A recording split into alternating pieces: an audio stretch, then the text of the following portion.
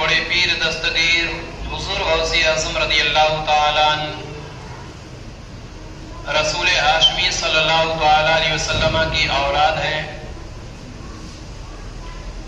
اللہ تبارک و تعالیٰ نے بڑا مقام پیران پیر کو عطا فرمایا، اولیاء کرام کا سردار بنایا. جیسا میں نے پچھلے ہفتے کہا تھا کہ سیدی سرکار غوث اعظم رضی اللہ عنہ نے اپنی پوری زندگی اپنے رب کی رضا کے لیے وقف کر دی تھی. غوث اعظم رضی اللہ تعالیٰ عنہ نے ہمیشہ وہ کام کیا تھا جس کا شریعت نے حکم دیا تھا، اور ان کاموں سے ہمیشہ دور رہے جن کاموں سے شریعت نے منع کیا تھا. سرکار غوث رضی اللہ عنہ کی زندگی کا ایک اہم پہلو یہ بھی ہے کہ انہوں نے کبھی جھوٹ نہیں بولا.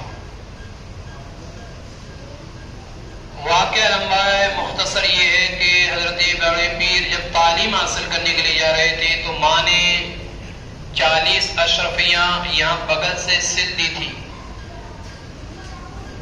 اور قافلے کے ساتھ روانہ کر دیا. جب ڈاکوؤں نے قافلہ پکڑ لیا، تمام سامان لوٹ لیا، غوث اعظم بھی کھڑے تھے. کہا تمہارے پاس بھی کچھ ہے؟ کہاں ہے؟ میری ماں نے 40 اشرفیاں میرے یہاں آستین میں سل دی. بادشاہ اور اس کے بعد پھر جو ڈاکو کا سردار تھا وہاں لے گئے اس کے سپاہی. کہا حضور یہ بچہ تو خود بخود بول رہا ہے کہ اس کے پاس 40 اشرفیاں ہیں. کہاں ہے بیٹے؟ کہ یہ سلی ہوئی. بولے بیٹے تم نے جھوٹ کیوں نہیں بولا؟ اگر تم چاہتے تھے تو بچ سکتے تھے، جھوٹ بھی بول سکتے تھے. سرکار غوث اعظم رضی اللہ عنہ نے فرمایا کہ جب میں دین حاصل کرنے کے لیے جا رہا ہوں، جب علم حاصل کرنے کے لیے جا رہا ہوں، قرآن و حدیث کی تعلیم پانے کے لیے جا رہا ہوں، جب میں گھر سے نکلا تو میری ماں نے مجھ سے کہا تھا کہ بیٹے کبھی بھی جھوٹ مت بولنا، بیٹے کبھی جھوٹ مت بولنا. سرکار غوث فرماتے ہیں میں نے اپنی ماں سے وعدہ کیا تھا کہ ماں کبھی بھی میں جھوٹ نہیں بولوں گا، کبھی میں جھوٹ نہیں بولوں گا. حضور غوث اعظم رضی اللہ تعالیٰ نے اپنی ماں سے کیا ہوا وعدہ پورے اور مکمل طور پر نبھایا تھا. ایک سچ کا معاملہ یہ آیا کہ ہزاروں ڈاکو طائب ہو گئے اور ڈکیتی، چوری، ان تمام سے توبہ کر لی اور سب کے سب مذہب اسلام میں داخل ہو گئے.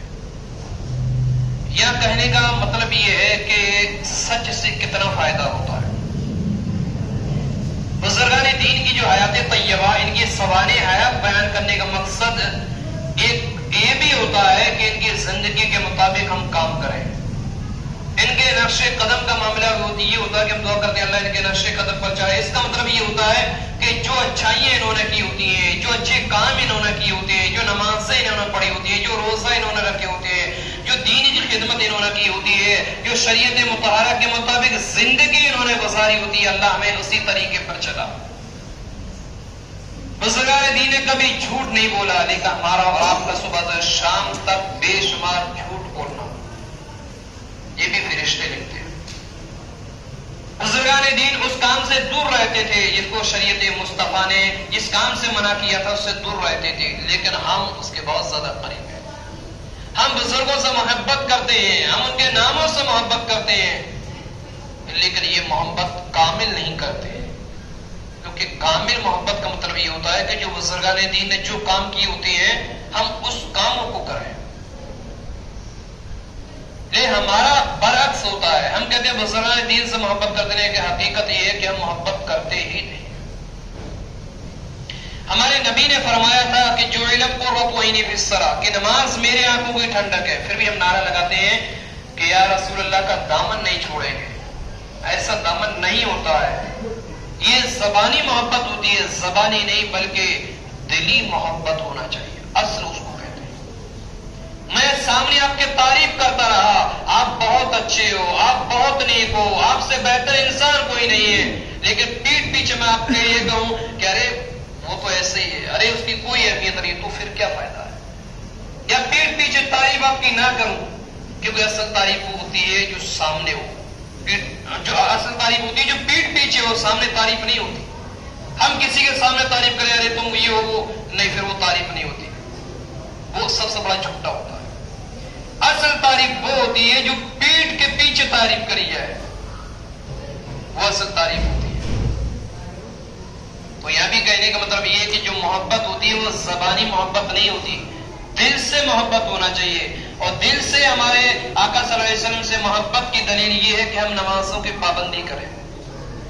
غوث اعظم رضی اللہ عنہ کے تعلق سے پچھلی بار بتایا کہ عشاء کے وضو سے 40 سال تک نماز فجر پڑھتے رہے، اس سے ان کی نمازوں کا حال معلوم کر سکتے ہیں. ہم کہتے ہیں غوث کا دامن انہیں نہیں چھوڑیں گے، حقیقت یہ ہے کہ ہم نہ پکڑا نہیں. یہ صرف زبانی محبت ہے.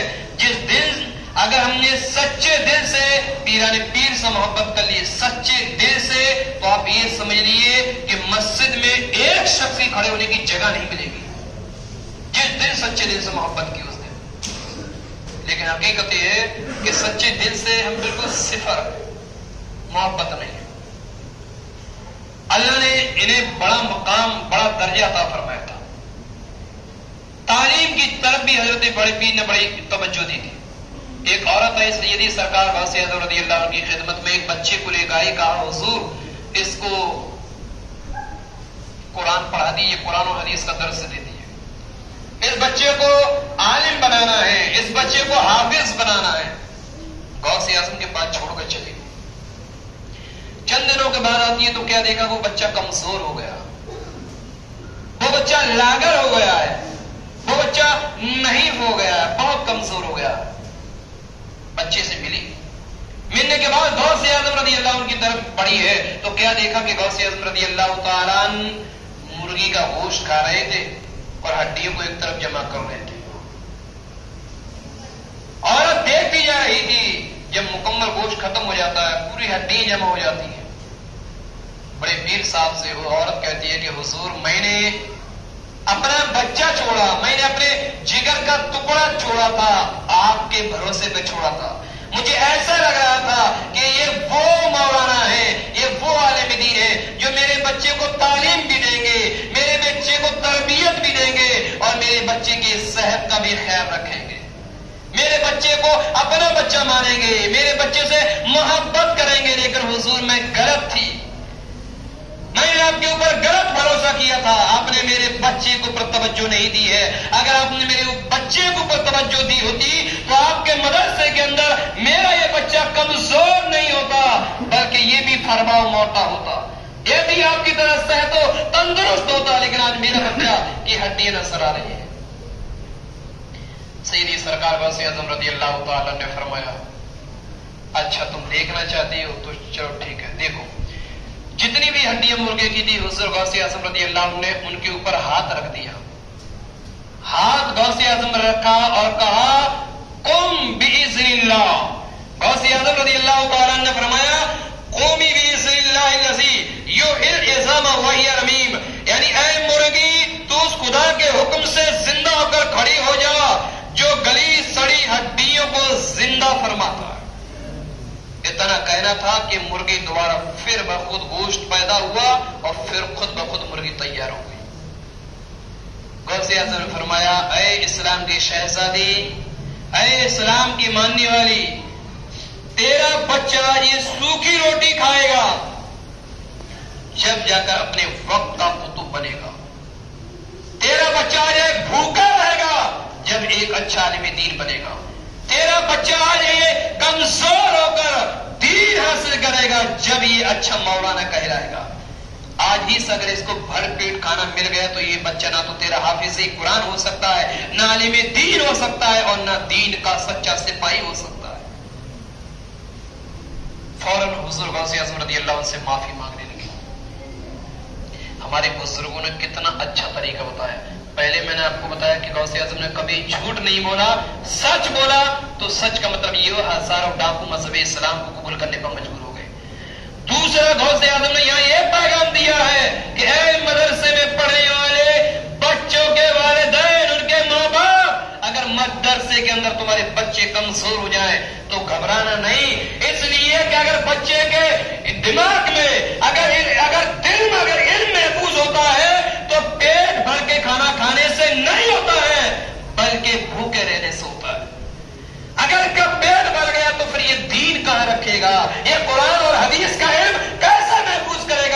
پیٹ تو پورا بھر چکا ہے، یہاں خالی ہوا، اس کے اندر جگہ ملے گی جب یہ دین اس کے اندر آئے گا۔ یہاں غوث اعظم نے یہ بھی پیغام دیا ہے۔ عزیزان محترم، سیدی غوث رضی اللہ تعالیٰ نے جب اپنے رب کی عبادت کری ہے، جب اپنے اللہ کی بندگی کری ہے اور اپنی زندگی کو اپنے رب کی رضا کے لیے جب وقف کیا، تو اللہ نے بھی وہ مقام عطا فرمایا، وہ مقام، وہ درجہ عطا فرمایا کہ رہتی دنیا تک لوگ بڑے پیران پیر دستگیر حضور غوث اعظم کو یاد کرتے رہیں گے، ان کی زندگی کو بیان کرتے رہیں گے، ان کی سوائے حیات کو بیان کرتے رہیں گے۔ بلکہ بہیجت الاسرار، اس کے علاوہ شیخ عبدالحق محدث دہلوی نے اس روایت کو ذکر کیا، اس کے علاوہ زبدۃ الآثار صفحہ نمبر 89 کے اندر اس کو ذکر کیا گیا ہے کہ سرکار غوث اعظم رضی اللہ تعالیٰ مجلس کے اندر ہزاروں کو مجمع کا بیان دے رہے تھے، حضور غوث اعظم بیان کر رہے تھے، اللہ کی حمد بیان کر رہے تھے، اللہ کی تعریف و توصیف بیان کر رہے تھے، رسول اللہ صلی اللہ علیہ وسلم کی سیرت طیبہ غوث اعظم بیان کر رہے تھے، ہزار کو مجمع سن رہا تھا۔ ایک چیل آتی ہے اوپر سے اور مجمع کے اوپر جب گزر کے جاتی ہے، وہ چیل نے چلانا شروع کیا۔ جب اس نے چلایا، اس کا معاملہ یہ ہوا کہ مجمع کی توجہ اس چیل کی طرف چلی گئی۔ غوث اعظم اللہ کی حمد بیان کر رہے تھے، رسول کی سیرت بیان کر رہے تھے، اور لوگوں کی توجہ چیل کی طرف پہنچی۔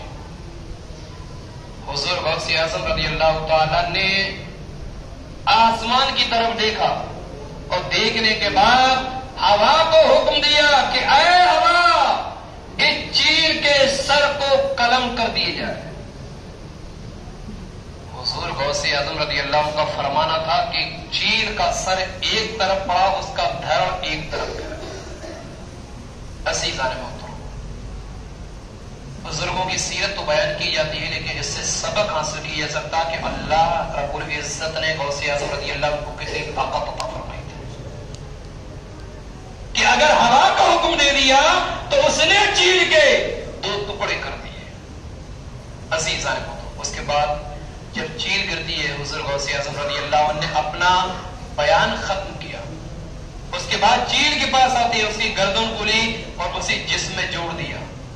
جوڑنے کے بعد اس کے جسم پر سر سے لے کر اور پونچھ تک اس طور پر ہاتھ پھیرا کہ بسم اللہ الرحمن الرحیم، اور وہ چیل پھر زندہ ہوئی۔ پھر حضور غوث اعظم نے اس کو اڑا دیا۔